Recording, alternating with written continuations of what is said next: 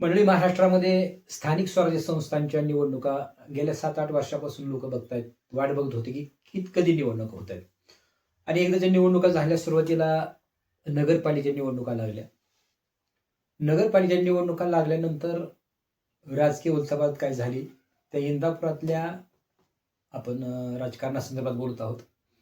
इंदापूरमध्ये नगरपालिकेची निवडणूक लागली त्यावेळेस माजी मंत्री हर्षवर्धन पाटील आणि राष्ट्रवादीचे जिल्हा अध्यक्ष प्रदीप गारटकर, जे आता ते बीजेपीमध्ये गेलेत, आणि बीजेपीचे प्रवीण माने, हे तिघांनी एकत्र आघाडी तयार केली, कृष्ण भीमा विकास आघाडी. आणि दत्ता भरणेंच्या विरोधात त्यांनी विकास आघाडी उभं केली. आणि जी काही निकाल लागला आपल्या सर्वांनाच मान्य आहे. आणि ते असे बोलले होते की आता ती तिघांची आघाडी तालुक्यातल्या लोकांना आवडली होती आणि त्या तिघांच्या आघाडीमुळं पुढं जिल्हा परिषद आणि पंचायत समितीच्या निवडणुका त्याच आघाडीकडून लढल्या जाव्यात अशी लोकांची अपेक्षा होती. आणि त्या तिघांची तशी चर्चा पण होती, तिघांनी तसं स्टेटमेंट मीडियाला दिलं पण होतं. त्याच्यानंतर नगरपालिका निवडणुका झाल्यानंतर महानगरपालिका निवडणुका लागल्या आणि पुणे मुंबईसारख्या ठिकाणी राष्ट्रवादीचा सुपडा साफ झाला.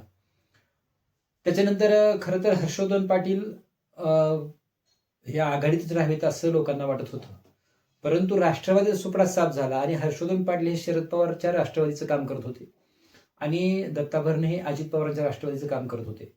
परंतु पुण्यामधला राष्ट्रवादीचा पराभव पाहता पुन्हा 2 राष्ट्रवादी एकत्र आल्या, म्हणजे काका पुतणी एकत्र आले आणि ते वर एकत्र आल्यामुळं खाली दत्ता भरणे कृषी मंत्री आणि माजी मंत्री हर्षवर्धन पाटील यांना एकत्र यावं लागलं. खरं तर इंदापूर तालुक्याच्या लोकांना ते आवडलं नाही आणि ते आवडलं नसल्यामुळं आज नाराजांची इतकी संख्या वाढलेली आहे की त्याच्यामुळं बीजेपीच्या पारड्यात काही मतदान जाण्याची शक्यता आहे. ते कसं होणार आहे, कसं जाणार आहे, काय लोकांचं म्हणणं आहे ते आपण पाहणार आहोत. त्यावर आमच्या चॅनलला आपण सबस्क्राईब करा. नमस्कार, मी शिवकुमार गुनोरे, पाहताय आपण न्यू महाराष्ट्र एक्सप्रेस न्यूज.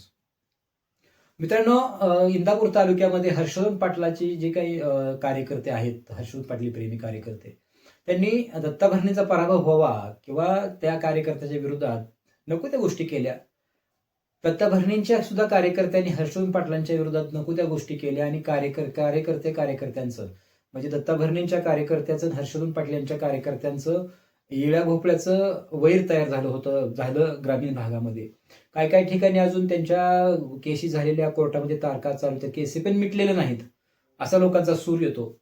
आणि ज्यांना वाटतं की आम्ही हर्षवर्धन पाटलांसाठी दत्ता भरणेंच्या विरोधात एवढं केलं आणि ज्यांना वाटतं की दत्ता भरणेंसाठी आम्ही हर्षवर्धन पाटलांच्या विरोधात एवढं केलं, पण हे मात्र दोघं आता एक झालेत.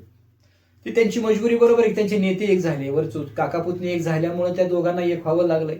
परंतु जनतेला मात्र इंदापुरातल्या अजिबात ते आवडलेलं नाही.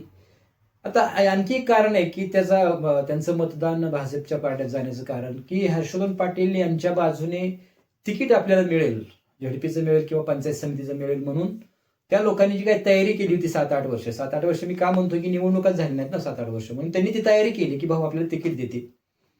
परंतु जो गट दत्ता भरणेंसाठी सोडला गेला त्या गटात भाऊंचे कार्यकर्ते नाराज झाले, ज्यांना तिकीट मिळू देता आलं नाही.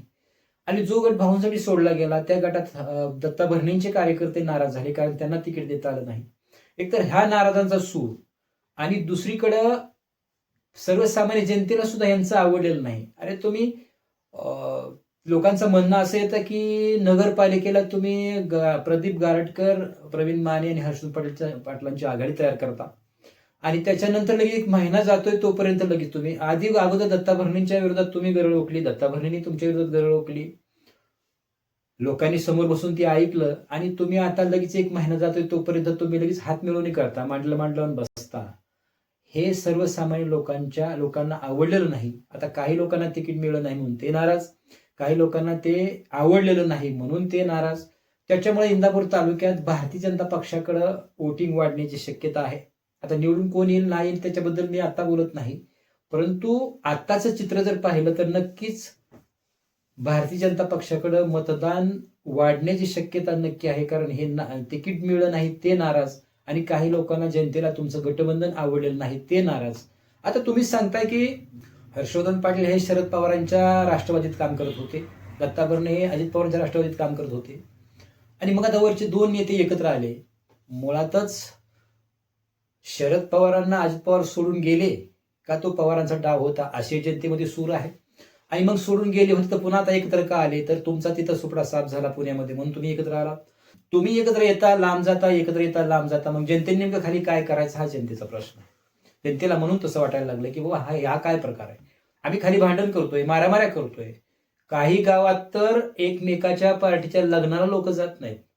आता हे काय तुम्हाला नेते सांगत नाहीत, परंतु लोकांच्या भावना तशा असतात. आणि लोकांच्या भावना तशा असल्यामुळे तुम्ही भावनेशी खेळताय लोकांच्या भावनाशी, आणि म्हणून लोक तुमच्यावर नाराज आहेत. तुर्तास तरी एवढंच. पाहूया आपण आता नेमका भविष्यात काय निकाल लागतोय. पाहत राहा न्यू महाराष्ट्र एक्सप्रेस न्यूज.